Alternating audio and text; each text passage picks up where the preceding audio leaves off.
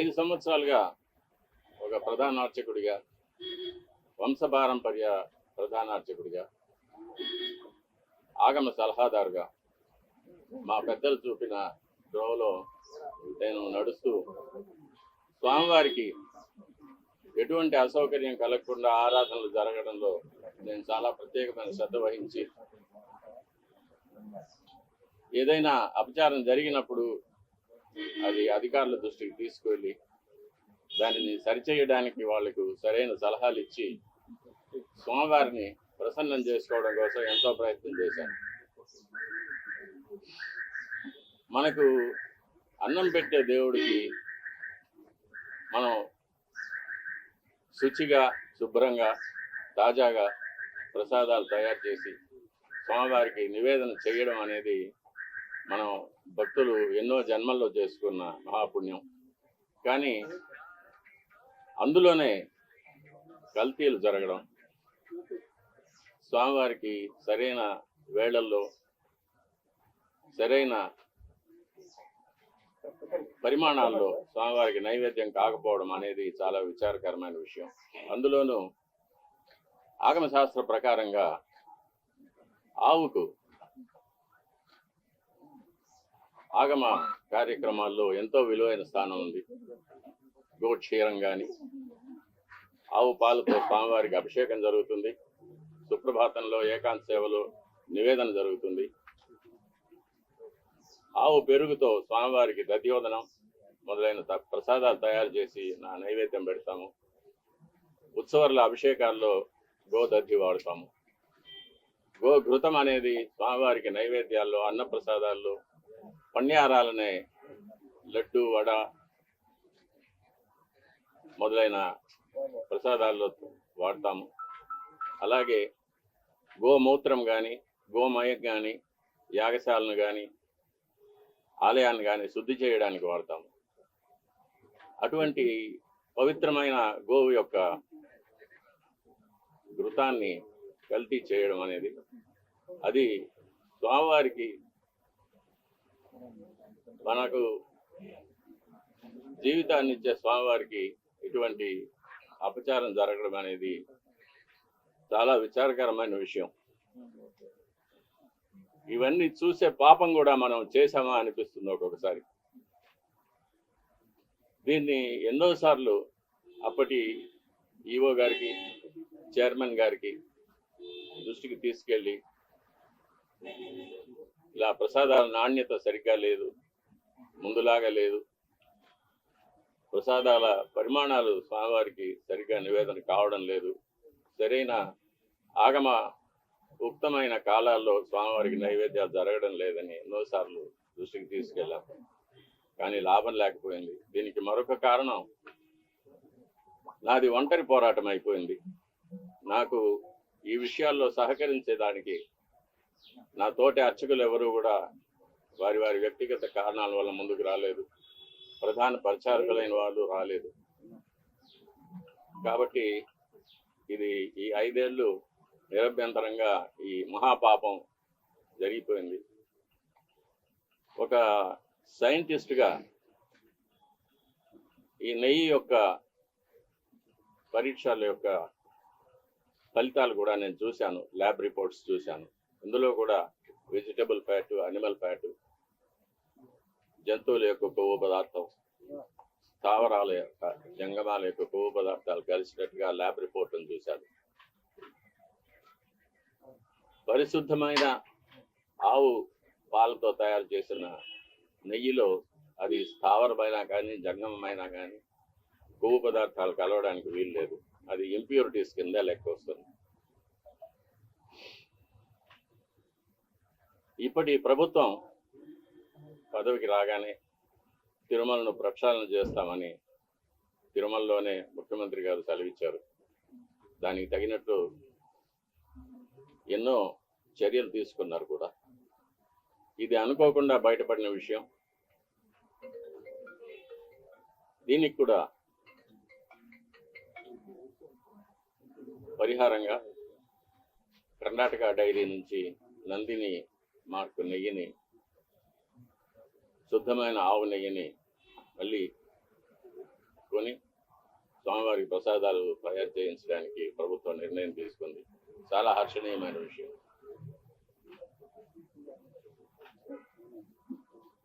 ఈ విషయంలో ముఖ్యమంత్రి గారికి విన్నపం, స్వామివారి మీద విశేషమైన భక్తి ఉన్నవారికి, ఆగమ శాస్త్రం మీద, మన సాంప్రదాయాల మీద గౌరవం ఉన్నవారికి తిరుమలలో సేవ చేయడానికి అవకాశం కల్పించవలసిందిగా కోరుతున్నాను. ఆచార పరమో ధర్మ, ధర్మస్య ప్రభు అచ్యుత అని గీతలో కృష్ణ పరమాత్మ చదివించారు. వైఖాన సాగమోక్తంగా జరిగే దేవాలయాలు ఎన్ని ఉన్నా కూడా ప్రతి దేవాలయానికి కొన్ని నిర్దిష్టమైన ఆచార వ్యవహారాలు ఉంటాయి. అటువంటి ఆచారాలు కాపాడడమే పరమధర్మం అనేది గీత ఉపదేశం. మన శ్రీవారి దేవాలయంలో అటువంటి విశేషమైన ఆచారాలు ఎన్నో ఉన్నాయి. అటువంటి ఆచారాలన్నింటినీ కూడా మనం మరి పెద్దలు ఎలా మనకు కాపాడి ఇచ్చారో అదేవిధంగా కాపాడి ముందు తరాల వాళ్ళకు మనం అందజేయాలి. ఈ నెయ్యి కల్తీ మీద సరైన విచారణ జరిపించాలి, చర్యలు తీసుకోవాలి. ఇటువంటి విషయాలు నేను అధికారుల దృష్టికి, చైర్మన్ దృష్టికి తీసుకెళ్ళడం వల్ల నాకు వాళ్ళ వద్ద చెడ్డ పేరు వచ్చింది. అందువల్ల నన్ను చాలా హింసలు పెట్టారు. ఎన్నో చట్టవిరోధమైన ఎన్నో కేసులు నా మీద బనాయించి నన్ను కోర్టుల చుట్టూ తిప్పారు, ఇప్పుడు తిప్పుతున్నారు. వీటన్నిటినీ కూడా ముఖ్యమంత్రి గారు గమనించి సరిచేయవలసిందిగా కోరుతున్నాను.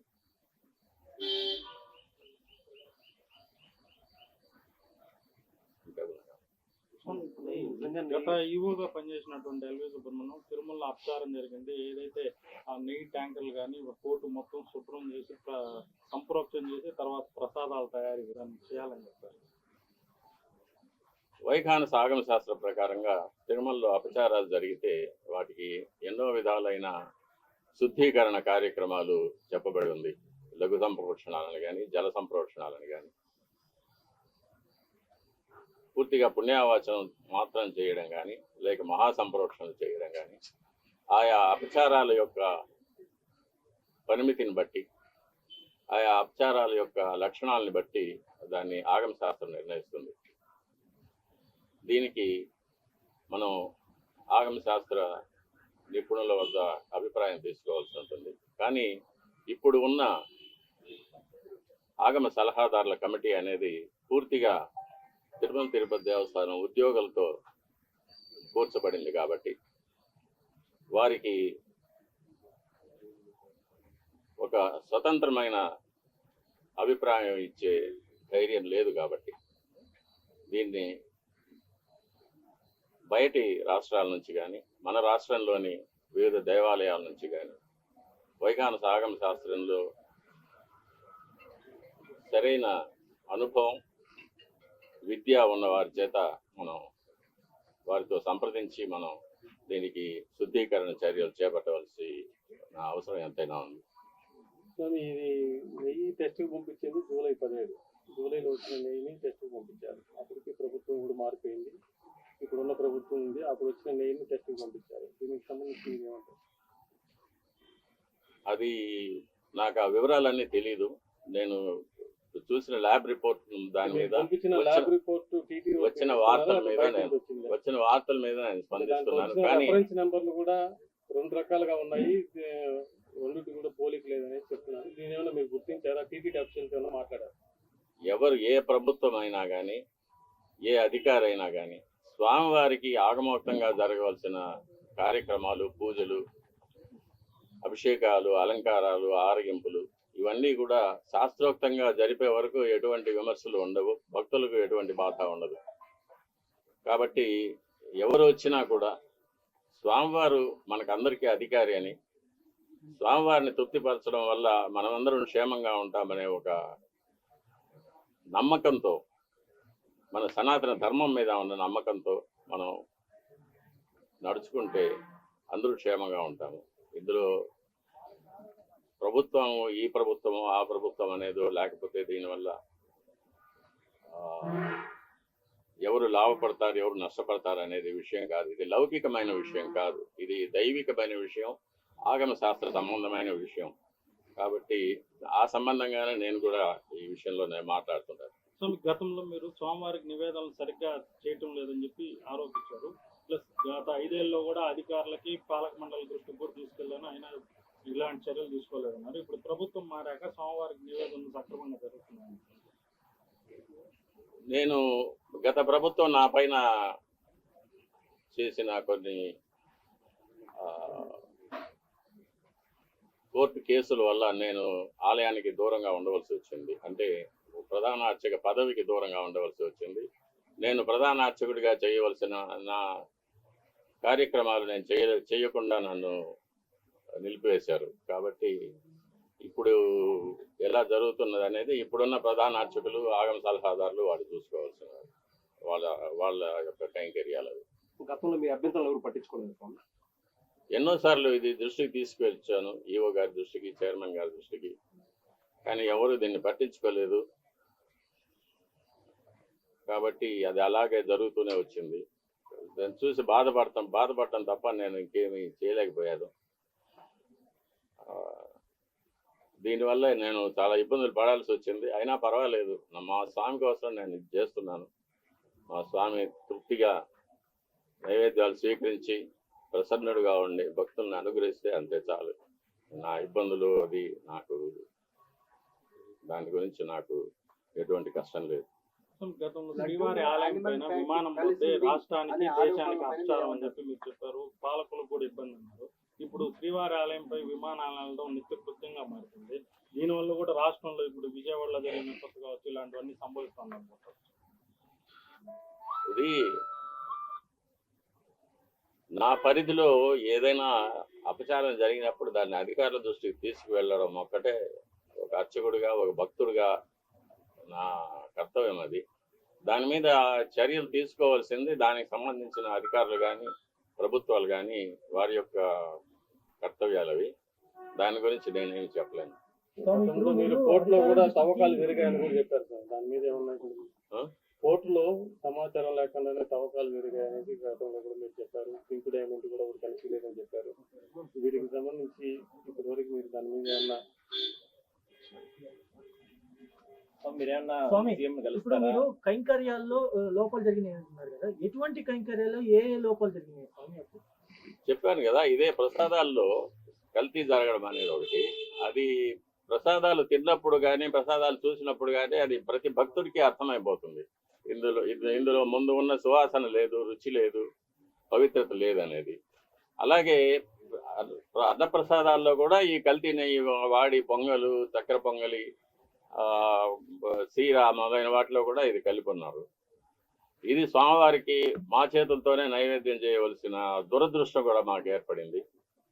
అది కాకుండా నైవేద్యాలు జరగడానికి స్వామివారికి ఏ వేళల్లో నైవేద్యాలు చేయాలనేది ఆగమ శాస్త్రం నిర్ణయిస్తుంది. దాని ప్రకారం కూడా ఒక్కొక్కసారి జరగడం లేదు.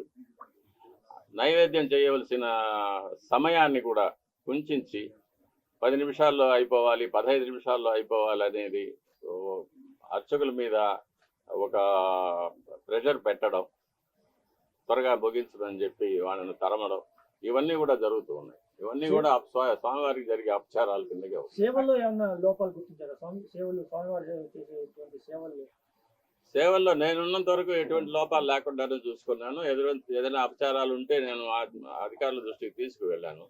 ఇప్పుడు ఎలా జరుగుతుందో నాకు తెలియదు. నాణ్యతలోనేనా స్వామి, పరిమాణాల్లో కూడా ఏమైనా తేడా గుర్తించారా మీరు? పరిమాణాల్లో కూడా మనం కోవిడ్ వచ్చినప్పుడు దాన్ని సగానికి సగం తగ్గించాము, వినియోగం తక్కువ, భక్తులు లేరని చెప్పి. అది కూడా ఒక తప్పే. అప్పుడు కూడా నేను అబ్జెక్ట్ చేశాను. స్వామివారికి ఎంత పరిమాణంలో ప్రసాదాలు తయారు చేసి నైవేద్యం పెట్టాలనేది ఆగమ శాస్త్రం నిర్ణయిస్తుంది. స్వామివారి యొక్క పరిమాణాన్ని బట్టి, దేవాలయం యొక్క పరిమాణాన్ని బట్టి ఇంత ప్రసాదం స్వామివారికి నైవేద్యం చేయాలనేది ఆగమ శాస్త్రం నిర్ణయిస్తుంది. దాన్ని దిట్టం అంటారు. ఆ దిట్టం ప్రకారమే చేయాలి. దానికన్నా ఎక్కువ చేయడానికి ఎటువంటి ఆ, అభ్యంతరాలు ఉండవు, కానీ చేయవలసిన దానికన్నా తక్కువ చేస్తే మట్టుకు అది అపచారం అవుతుంది. అది మొన్నటి వరకు కూడా అలాగే జరుగుతూ వచ్చింది. దాన్ని చాలాసార్లు నేను అధికారుల దృష్టికి తీసుకెళ్లాను. ఈఓ గారు దాని మీద స్పందించలేదు. అది అలాగే జరుగుతూనే ఉండింది.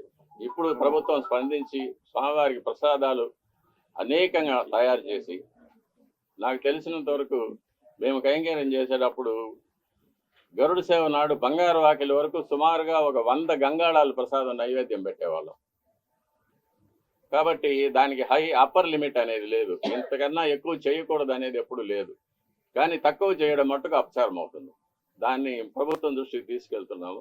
అది దిట్టం ప్రకారం స్వామివారికి ఏ ఏ వేళలో ఎంత ప్రసాదం నైవేద్యం చేయాలనేది దాన్ని తయారు చేసి శుచిగా, శుభ్రంగా, తాజాగా తయారు చేసి స్వామివారికి నైవేద్యం పెడితే స్వామి ఎప్పుడు ప్రసన్నులు అవుతారో అప్పుడు భక్తులకు అందరికీ కూడా మంచి జరుగుతుంది. రాష్ట్రము, దేశం సుభిక్షంగా ఉంటుంది. ఎట్లాగైతే సూర్యుడు తన కిరణాలతో నీటిని ఆవిరిగా తీసుకొని వర్షంగా మనకి ఇస్తాడో, అలాగే మనం నైవేద్యం పెట్టే ప్రసాదాల నుంచి సారాన్ని భగవంతుడు గ్రహించి మనకు అనుగ్రహంగా వరాలుగా ఇస్తారని చెప్పేది ఆగమ శాస్త్రంలో చెప్పబడిన సమాచారం అది. కాబట్టి మనం పూర్తి నమ్మకంతో భగవంతుడు అక్కడ ఏం చేసి ఉన్నారు, ఆయనకు మనం భక్తితో నైవేద్యం పెడుతున్నాము, ఇది మన అదృష్టమని తలుచుకుంటూ స్వామివారికి మనం నైవేద్యం పెట్టినప్పుడు స్వామివారు తప్పకుండా స్వీకరిస్తారు. స్వామివారు ఎప్పుడు ప్రసన్నం అవుతారో మనకందరికీ కూడా మంచి జరుగుతుంది. రాష్ట్రం సుభిక్షంగా ఉంటుంది. ఇటువంటి అవాంతరాలు, అతివృష్టి, అనావృష్టి, కరువు, కాటకాలు, యుద్ధ భయం, చోర భయం, రోగ భయం ఇవన్నీ లేకుండా దేశం క్షేమంగా ఉంటుంది. అంటే పదార్థాల్లో కూడా ఏమైనా తగ్గినాయా? మార్పు చేశారు స్వామివారికి సమర్పించే నైవేద్యాలు, కైంకర్యాల సమయంలో? అదే దిట్టం తగ్గించారు. పరిమాణమే కాకుండా ఆర్గానిక్ ఫుడ్ సంబంధించి వచ్చింది కదా, ఆర్గానిక్ ప్రసాదాలు ఆర్గానిక్ ఫుడ్ అనేది, తర్వాత మిల్లెట్స్, తృణధాన్యాలు స్వామివారికి నైవేద్యం పెట్టాలనేది కూడా 5 సంవత్సరాల ముందు మొదట నా దగ్గరికే వచ్చింది ఆ ఇష్యూ.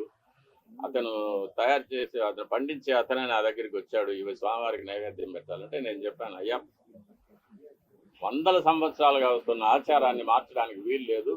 అందులో స్వామివారికి బెస్ట్ ఆఫ్ ద బెస్ట్, ఉత్తమోత్తమైనది అది బియ్యం కానీ, నెయ్యి కానీ, బెల్లం కానీ, జీడిపప్పులు కానీ, బాదం పప్పులు కానీ, ఏవైనా సరే మనం ఉత్తమోత్తమైనవి తయారు చేసి స్వామివారికి నైవేద్యం చేయాలి. ఇటువంటి స్వామివారి మీద ఒక ఎక్స్పెరిమెంట్ చేయడం, స్వామివారికి తృణధాన్యాలు నైవేద్యం పెట్టడం, స్వామివారికి ఆర్గానిక్ ఫుడ్ నైవేద్యం పెట్టడం అనేది శాస్త్రం ఒప్పుకోదు. ఇది అందుకే ఆచార పరమో ధర్మ అన్నారు. ఆచారం ఎలా వస్తా ఉందో దాన్ని మనం కాపాడి దాని ప్రకారమే మనం నడుచుకోవాలి. కాబట్టి ఈ మార్పుకు నేను ఒప్పుకొని చెప్పాను అప్పుడే. అది కూడా మార్చాలి. అది కూడా మార్చి ముందు ఎలా జరుగుతుండేదో, 5 ఏళ్ళ ముందు ఎలా జరుగుతుండేదో అలాగే ఆ పద్ధతికే తీసుకున్నాం. అంటే ఇప్పుడు లడ్డుకుని ఆ నెయ్యి వాడారు, పవర్ అన్నప్రసాదం కూడా అదే నెయ్యి వాడారా? అదే నెయ్యేవాడు. స్వామి ఒక నిమిషము, ఎప్పుడు అంటే సేమ్ గారిని కలుస్తారా? అంటే గతంలో మీరు స్వామికి సంబంధించి పోరాటాలు చేశారు, ఇబ్బందులు పడ్డారు మీరే చెప్తున్నారు. ముఖ్యమంత్రి గారిని కలిసి, ఎందుకంటే ఆయనకు మీకు గతంలో మంచి సంబంధాలు ఉన్నాయి, కలిసి ఎప్పుడైనా సరే జరిగిన పరిస్థితులు, జరుగుతున్న పరిణామాలు, లేదంటే మీరు అధికారులకు ఏదైనా సరే ఫీడ్బ్యాక్ ఇవ్వడం, ఇవన్నీ మీరు ఎట్లా చేయబోతున్నారు? ఏంటి పోరాటం? తప్పకుండా నేను ఇప్పటి అధికారులు కలిశాను, ఈఓ గారిని, అడిషనల్ ఈఓ గారిని కలిసి చెప్పాను, నాకు 50 ఏళ్ళ అనుభవం ఉంది, నేను వంశపారంపర్య అర్చకుడిని, నేను మా తండ్రి గారు, తాతగారు కైంకర్యాలు చేసినప్పటి నుంచి చూస్తూ వచ్చాను. నాకు ఏది చేయొచ్చు, ఏది చేయకూడదు, ఎంతవరకు చేయొచ్చు అనేది నాకు బాగా అనుభవం ఉంది. కాబట్టి నాకు అవకాశం ఇస్తే ఈ పాడైపోయిన అర్చక వ్యవస్థని, ఆలయ వ్యవస్థని రెండింటినీ కూడా నేను పాత పద్ధతికి నేను తీసుకురాగలనని చెప్పాను.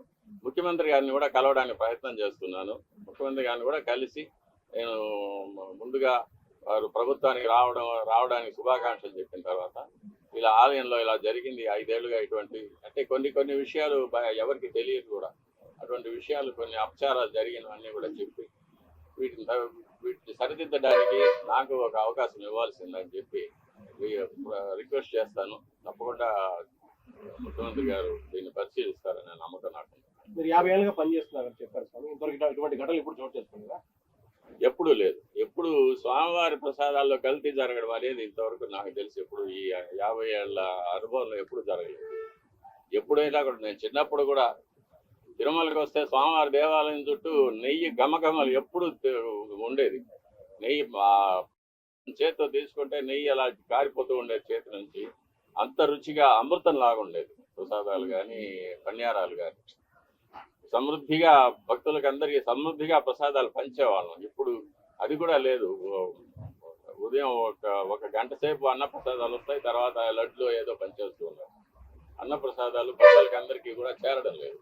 కాబట్టి అన్న ప్రసాదాలు సమృద్ధిగా తయారు చేసి స్వామివారికి నైవేద్యం చేసి భక్తులందరికీ కూడా రోజంతా కూడా స్వామివారి అన్న ప్రసాదాలు చేరేటట్టుగా మనం. సో ఇప్పుడు మీరు నూతన ఈవో అడిషనల్ ఈవో కలిసాను అన్నారు కదా, వాళ్ళ దృష్టికి తీసుకెళ్లారా? ఈ అన్న ప్రసాదాలు ఉన్నాయి, దిట్టాన్ని పెంచాలా, భక్తులందరూ కూడా కంప్లీట్ చేయాలి. అన్నప్రసాదాల విషయంలో కొలతలు తగ్గిపోయాయని చెప్పాను. చేసే సమయాలు మార్చేశారు. ఇష్టంగా ఆగమ శాస్త్ర ప్రకారంగా జరగడం లేదనేది తప్పు చెప్పాను నేను. అవి కూడా సో మీకు కొంతకాలంగా స్వామివారి సేవకు దూరంగా ఉన్నారు, తిరిగి స్వామివారి సేవకు ఎప్పుడు వస్తారు అనుకుంటున్నారు? అలాంటి అవకాశం ఉందని అది నా మీద బలాయించిన అబద్ధపు కేసులు ఈ ప్రభుత్వం కనుక తీసివేస్తే నేను స్వామివారి కైంకర్యానికి తప్పకుండా వస్తాను. నన్ను ఈ వయసులో బాధ పెట్టడం అనేది వాళ్ళకి కూడా క్షేమం కాదు. ఆ ప్రభుత్వానికి, ఈ ప్రభుత్వం ముఖ్యమంత్రి గారు చెప్పారు, ఆ ప్రభుత్వంలో బనాయించిన తప్పుడు కేసులన్నింటినీ కూడా నేను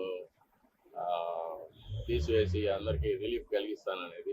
అందులో భాగంగా నాకు కూడా ఒక విముక్తి కలుగుతుందని నేను నమ్ముతున్నాను.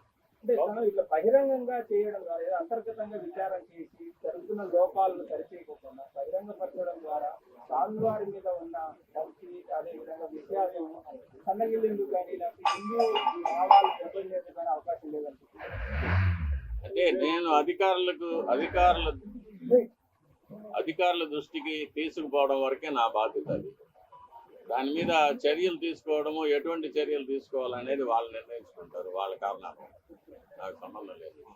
నాకు మా స్వామివారి తృప్తిగా జరగాలి, స్వామివారి సంతోషంగా ఉండాలి, అందువల్ల భక్తులందరూ కూడా అనుగ్రహించబడాలి. అదొక్కటే నా దృష్టి. మిగతా వాటిని గురించి నాకు కానీ నెయ్యి విషయంలో గత పాలక మండలి కానీ అధికారులు తెలిసే ఇటువంటి పనులు చేశారని మరి వాళ్ళకి తెలిసి అన్నీ జరుగుతున్నాయి. ఎందుకంటే నెయ్యి అనేది చాలా పెద్ద పరిమాణంలో, చాలా పెద్ద కొలతల్లో మనం పర్చేస్ చేయాల్సి వస్తుంది. చాలా పెద్ద విషయం, కొన్ని కోట్ల రూపాయల విషయం. కాబట్టి అందరి దృష్టి, అధికారుల దృష్టికి తెలిసే జరిగి ఉంటుంది. ఎలాంటి నెయ్యి తీసుకోవాలనేది ఇక్కడ అధికారులు నిర్ణయిస్తారు, వాళ్ళే నిర్ణయిస్తారు. ఆ వెలలు పట్టీలు చూసో, కొటేషన్ చూసో వాళ్ళు నిర్ణయించి, వాళ్ళు దాని పూర్వాపరాలు తెలుసుకొని వాళ్ళు నిర్ణయిస్తారు. కాబట్టి బాధ్యత అంతా వాళ్ళే.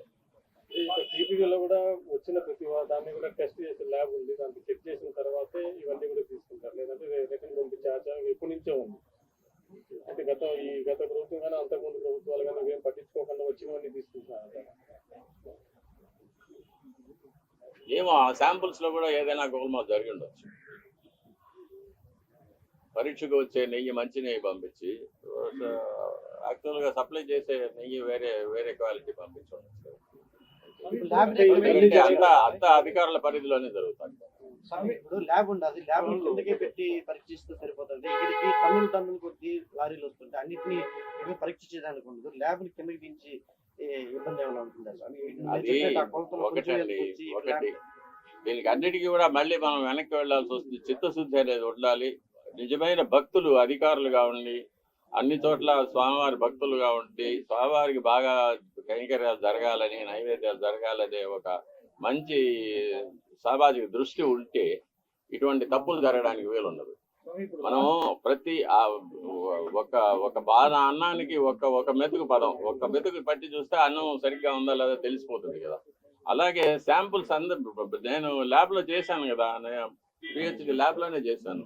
శాంపుల్స్ అంటే ప్రతి 10 లీటర్ల ద్రవం ఉంటే 10 లీటర్ల ద్రవాన్ని టెస్ట్ చేయలేం కదా. ఒక 1 ml 2 ml తీసుకొని టెస్ట్ చేసుకుంటాం, దాన్నే మనం ఆపాదించుకుంటాం. కాబట్టి ఆ టెస్ట్ చేసే దాంతో ఒక నిబద్ధత ఉండాలి, నియంత్రణ ఉండాలి. అధికారులకు ఒక సామాజిక దృష్టి, ఒక ఆధ్యాత్మిక చింతన, ఒక సనాతన ధర్మం మీద ఒక నమ్మకం, దేవుడి మీద ఒక నమ్మకం, స్వామివారికి అన్ని బాగా జరిపించాలి. ఆయన మనకు జీతం ఇచ్చి, మనకు ఇల్లు బంగళాలు ఇచ్చి, కార్లు ఇచ్చి మనల్ని ఉద్యోగానికి పెట్టుకున్నాడు. కాబట్టి దానికి న్యాయం చేయాలి, మనం స్వామివారికి మంచి చేయాలనే దృష్టి ఉండాలి. అది ఉంటే ఇవంతా జరిగేది కాదు కదా.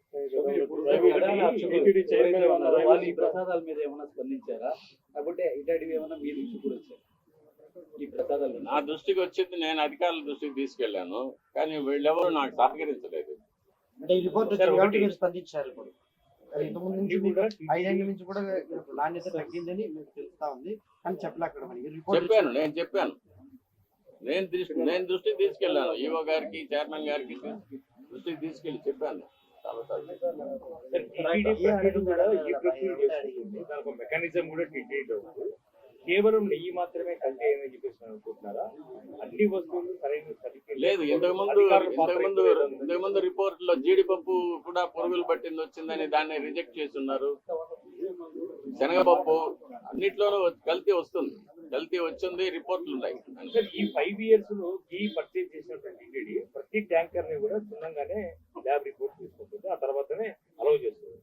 మరి ఇప్పటి వరకు అన్ని రిపోర్ట్లు కూడా అనిమల్ ఫ్యాట్ ఉన్నట్టుగానో వెజిటబుల్ ఫ్యాట్ ఉన్నట్టుగానో ఈ అన్ని రిపోర్ట్లు బయట పెట్టాలని ఎవరైనా డిమాండ్ చేస్తున్నారా? లేదంటే ఇప్పటి వరకు అఫీషియల్స్ ఎవరు నా పరిధి కాదు అది. ఇప్పటి వరకు కూడా ఎవరు అఫీషియల్స్ స్పందించకపోవడాన్ని ఏ విధంగా చూస్తారు? అది నా పరిధి కాదు. నేను చూసింది చెప్పాను. 5 ఏళ్లుగా నేను దాని మీద పోరాటం చేస్తూనే ఉన్నాను, కానీ ఎవరు దాని మీద స్పందించలేదు. ఇప్పుడు బయట వచ్చింది కాబట్టి దాని మీద అందరూ స్పందిస్తూ ఉన్నారు, అందరూ మాట్లాడుతూ ఉన్నారు. ఇది చాలా రోజులుగా జరుగుతుంది. ప్రసాదాల నాణ్యత కానీ, ప్రసాదాల పరిమాణంలో కానీ, ప్రసాదాల యొక్క కాల వ్యవధుల్లో కానీ అపచారాలు జరుగుతుందనేది నేను ఎప్పటి నుంచో చెప్తూ ఉన్నాను, ఇప్పుడే కాదు. కానీ మీరు మొదట్లో చెప్పారు గోమాతని ఇండియాలో బాగా పూజిస్తారు దానివల్ల, కానీ ఇండియాలో మోస్ట్ మీట్ అనేది ఫస్ట్ ఎక్స్పోర్ట్ లో నంబర్ 1 ఉంది. మీరు ఎలా అది నా సబ్జెక్ట్ కాదు, నేను మాట్లాడవలసింది కాదు. నాకు కావాల్సింది మా స్వామి వారు, మా వైకాంత ఆగమం, మా స్వామివారి సంతోషం, భక్తుల యొక్క సంతోషం.